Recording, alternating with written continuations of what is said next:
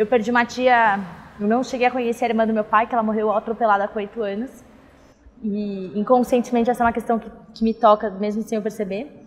Então, esse medo de ser de carro, né, de ser atropelada, de a criança brincar na rua, tá muito ligado a isso também, né? Porque a gente cresce aprendendo que a rua é do carro, que quando a gente vai atravessar a gente tem que olhar para os dois lados, que a gente tem que sempre segurar na mão, né, quando vai atravessar, essas coisas.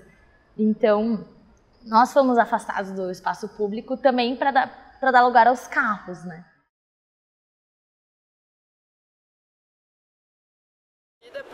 Que por mais que a pessoa, sei lá, entenda que vai ser super positivo, sempre tem e os carros? O que vai acontecer com eles? Nossa, o que vai acontecer com os carros? Coitados deles. Então tem toda, tipo, uma imagem aí muito mais intrínseca que a gente não consegue nem entender porque que as pessoas têm essa consideração com o elemento carro e que ainda era muito difícil também. A rua não é só para o automóvel. Essa ideia de que a rua pertence ao automóvel é que ela precisa ser mudada, ser alterada, é uma mentalidade. A nossa mentalidade, infelizmente, priorizou o automóvel como se ele fosse o rei, o dono, o império, né, do automóvel na cidade. Mas não é, né?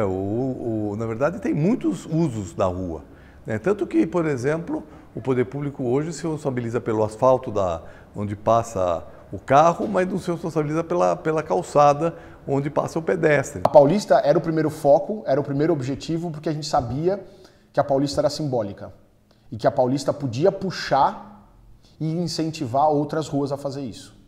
Mas é uma questão cultural, é uma questão de hábito. Então, para você criar um hábito, ele não cria de um dia para o outro. Por isso que essa campanha durou 2 anos.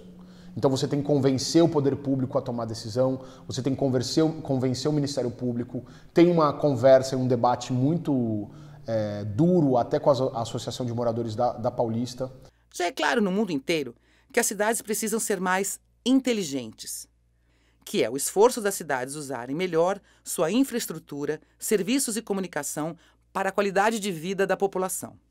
Quem diria em sua consciência que o Times Square poderia ser fechado e se tornar um boulevard? Isso foi feito e com sucesso extraordinário, né? Quer dizer, aquela região passou a receber ainda mais gente, né? E isso e algumas outras intervenções que foram feitas na cidade de Nova York mostram que mais importante que a mobilidade individual, motorizada, veículos, carros, é a apropriação da cidade pela sua população.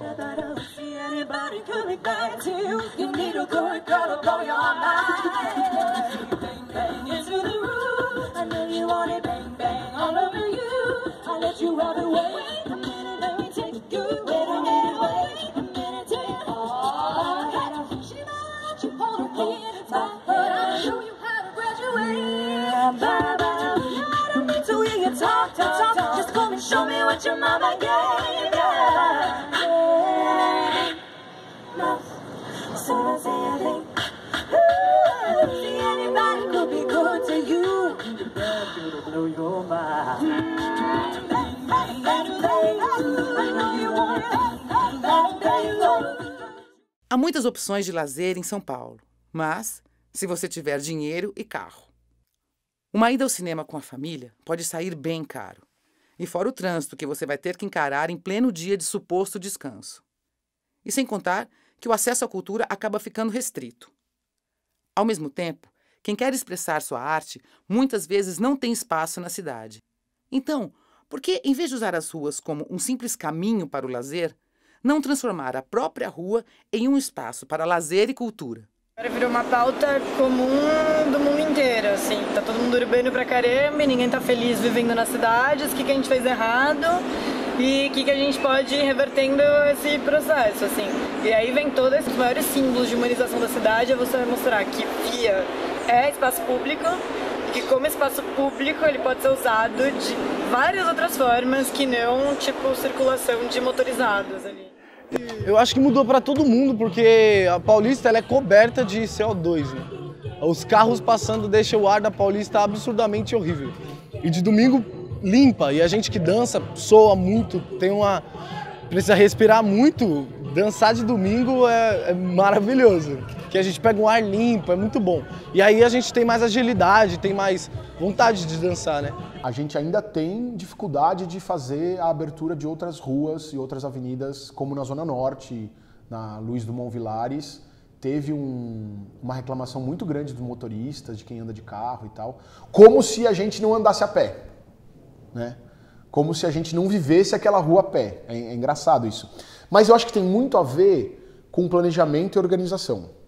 Ali teve um problema também, porque teve, no momento que tentaram fazer a abertura, a sinalização para os carros não estava feita, foi mal feita, sabe? Se você faz uma programação bem feita com a CET e avisa com antecedência, eu acho que a população entende. E aí, aos pouquinhos, ela vai percebendo que aquela é a melhor forma de você viver a cidade. E um dos pontos fundamentais para se ter uma cidade inteligente é a mobilidade. E a possibilidade de se locomover a pé é uma das maneiras mais importantes, pois possibilita mais saúde e convivência para as pessoas. A Paulista Aberta é uma referência nisso para o mundo todo. Mas você precisa trabalhar a população inteira, né? Quer dizer, você tem que criar subsídios, você tem que criar emprego para aquelas áreas específicas, onde ela é mais densamente povoada, né? E não fazer a pessoa se deslocar 10, 15 quilômetros dentro da cidade, totalmente apertada, totalmente espremida dentro de um transporte que não, por mais que você coloque trens, metrôs e ônibus em São Paulo, ela é gigantesca. Que tipo de atração que você pode trazer, que a prefeitura poderia trazer com artistas de rua, como nós temos milhares, né? Organizadamente para atrair esse público para dentro, por exemplo, do Trianon. É um efeito meio not in my backyard, que é o que a gente diz quando existe apoio a uma determinada política pública, mas que ninguém quer que aconteça na sua vizinhança, porque aí não, na minha vizinhança ninguém toca.